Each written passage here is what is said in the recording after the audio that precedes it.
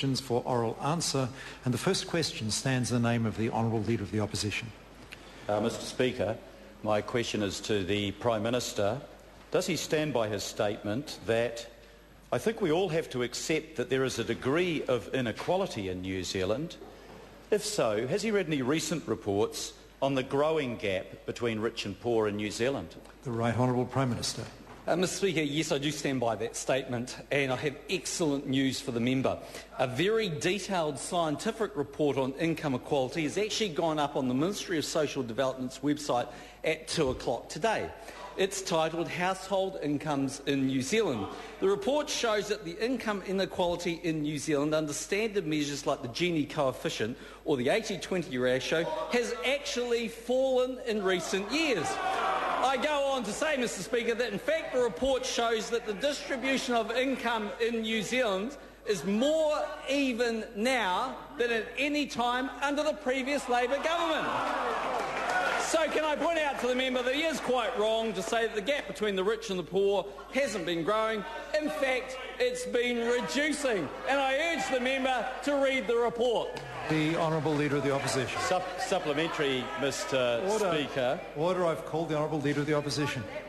Mr. Speaker, does today's release from Statistics New Zealand showing that wages and salaries have gone up by 1.9% over the last year, that's well under half the rate of inflation, and a couple of days ago the release from the National Business Review showing that 150 people, the richest New Zealanders, increased their wealth by 20%, actually suggests to him that the gap between wealthy and other New Zealanders is narrowing? The Right Honourable Prime Minister. Mr. Speaker, firstly, let me take things in reverse order. In terms of the rich list, let's understand what that is. That's a bunch of journalists making stuff up on the best estimates they have. If we want to go the facts, let's go to the Household Income Survey, which has just been put on the website at 2 o'clock.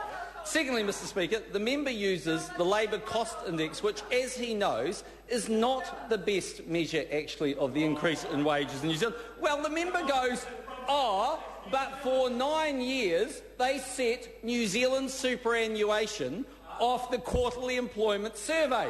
In fact, they believed in it so much, in 2001 they changed the law to ensure that the Quarterly Employment Survey was actually used as the basis for superannuation in New Zealand. So if they want to go out and tell the pensioners of New Zealand they've got it wrong, they're welcome to do that.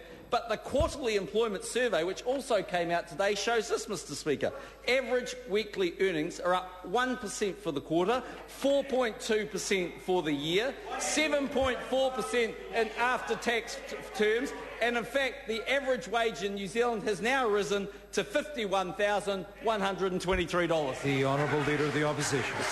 Mr. Speaker, if there was a skerrick of truth to anything that was in that report, how does the Prime Minister explain that groups like the Salvation Army and the Auckland City Mission are reporting more and more people are coming for assistance because the soaring cost of living, particularly for food and other necessities, is forcing them and their kids below the poverty line?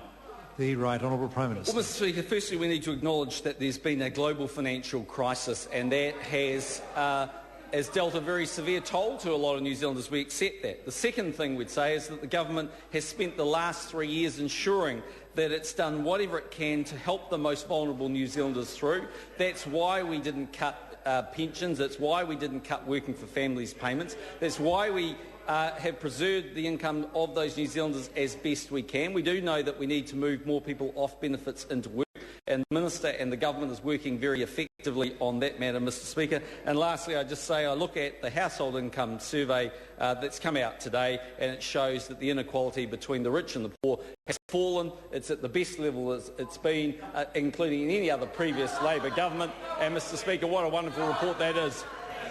The Honourable Leader of the Opposition. Mr. Speaker, does the Prime Minister not understand that, notwithstanding a global financial crisis, the 150 richest people in New Zealand in the last year increased their asset value by $7 billion $7 billion for 150 people, and every one of those 150 got more than $1,000 a week from him in tax cuts, while somebody on the median wage got just $14 a week. Speaker, I deal with facts, and the facts are in the household incomes in New Zealand survey that's been put on the website 2 o'clock today. As I said, the rich list is a report made up by a bunch of journalists. But what I can note, Mr Speaker, is this fascinating fact. I'm amazed that the Leader of the Opposition's had time to read the MBR's rich list, because he certainly apparently didn't have time to read the briefing report he got on so-called Mossad agents in New Zealand. The Honourable Leader of the Opposition. Mr Speaker, does the Prime Minister agree with the Children's Commissioner, Dr Russell Wills, who said that paediatricians, and he's one himself, are seeing kids who become ill, develop behavioural problems, fail at school, and are not having their basic needs met because their parents are poor? And does he accept the Herald's assessment this week that those numbers are growing?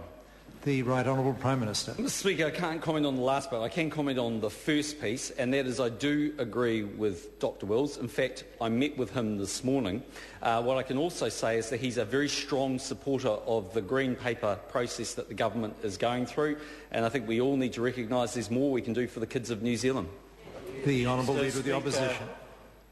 Did the Prime Minister fail accidentally to tell the House that the report that he quoted in answer to my first question didn't include the tax cuts of October 2010, which gave a huge amount of money, $2.5 billion a year, to the top 10% and practically nothing to the bottom 20% who got 3% of those cuts?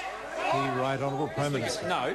Mr Speaker, what is quite clear, the report is from 1982 to 2010. It is the most accurate information we've got, and as we've said on numerous occasions, even if it doesn't suit the Leader of the Opposition's case, in fact, 2/3 of all of the tax cuts delivered by the national government were delivered to the bottom 2 codes in New Zealand. The Honourable Leader of the Opposition. Supplementary question, Mr Speaker. Did he include those tax cuts in his answer? The Right Honourable Prime Minister. Mr Speaker, the tax cuts aren't the issue. The issue is the report. Well, they're not the issue. They are not the issue. The issue, Mr Speaker, is what the report actually shows. Actually, the own goal was the thing you read out about 3 weeks ago, Trevor, because it's not going that well. So, Mr Speaker, if we go and have a look at the report, what it quite clearly shows is that the income distribution in New Zealand is narrowing, not widening as it did under a Labor government. The Honourable John Boscawen. Thank you, Mr Speaker. A supplementary to the Prime Minister. Given that the government has made such good progress in helping the most vulnerable in society, what progress has been made on reducing the income inequality between those living in New Zealand and those living in Australia? The Right Honourable Prime Minister. Well, Mr Speaker, if one has a look at after-tax wages, the gap between New Zealand and Australia is narrowing. In fact, it's narrowing slowly. We accept that, but we're actually making progress, and there's a lot more work to be done. That's why this country needs another 3 years of a national-led government. Just before I call the Honourable Leader of the Opposition, the Honourable John Boscawen asked a perfectly fair question and had a right to hear the answer. I just ask members to be a little more reasonable about the interjection level. The Honourable Leader of the Opposition.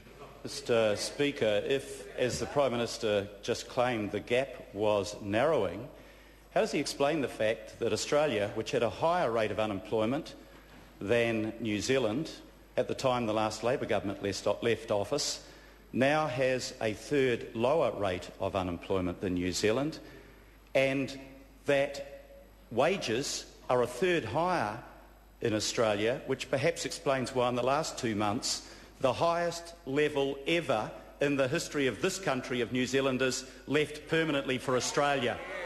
The Right Honourable Prime Minister. Mr Speaker, minerals. Mr Speaker, I'm sorry, the Prime Minister garbled something very quickly. Well, I didn't order. hear it. No, and I was listening. Order. I accept that. Order. I'm on my feet, I say to the Honourable Pete Hodson. I don't think the House did hear the answer. I would ask the Right Honourable Prime Minister to repeat his answer. Mr Speaker, minerals. The Honourable Leader of the Opposition. Order, I've called the member's leader. The Honourable Leader of the Opposition. Speaker, why are wage and salary earners taxed on every dollar that they earn, while high-income earners can earn enormous sums of money through capital gains and may pay no tax at all on that? And is that one of the reasons why we're becoming a less equal society? The Right Honourable Prime Minister. Well, Mr Speaker, we're not becoming a less equal society, and it may not suit the Leader of the Opposition, but he should wander off and read the MSD report. That's the first flaw. Secondly, Mr Speaker, actually it's not true that New Zealanders are not taxed on capital gains that they might incur. In fact, the member should go and ask many thousands of New Zealanders that pay a capital gains tax all of the time in New Zealand. And the truth of it is that this government has put more money into making sure that those that might avoid that capital gains tax are found out and pay it. And one only needs to go and have a look at the changes that took place in Budget 2010 to see the enormous amount of money that was actually taken out of the property sector as a result of those changes. The Honourable Leader of the Opposition. Supplementary. Is Sam Morgan wrong then in saying that when he sold Trade Me they made $700 million that they didn't pay a cent in tax on? And was he wrong in saying it's simply not right that I paid no tax on that when every other New Zealander who's a wage and salary earner pays tax on every dollar they earn? The Right Honourable Prime Minister. Mr Speaker, no, but he pays tax on every dollar he earns off that money now. The Honourable John Boscawen. The Honourable John Boscawen. Order. Order, I've called the Honourable John Boscawen. Thank you, Mr Speaker. Supplementary to the Prime Minister. If the Prime Minister believes minerals are the main cause of the disparity between income inequality between New Zealand and Australia, what steps is his government taking to develop New Zealand's not inconsiderable mineral wealth? The Right Honourable Prime Minister. Speaker, the government's actually been taking quite considerable steps. If one looks at oil and gas exploration, for instance, we've been looking at not only new areas where we can prospect, looking at new legislation for the economic zone, looking at where it might be possible to increase New Zealand's coal activities, where it might be possible to look at lignite activities in New Zealand, working on greater prospecting for iron sands in New Zealand. What is true is that the government rejected the option of going into Schedule 4, and the reason we did that was because in the end the opportunities that were presented when relative to the environmental concerns that New Zealanders had didn't make that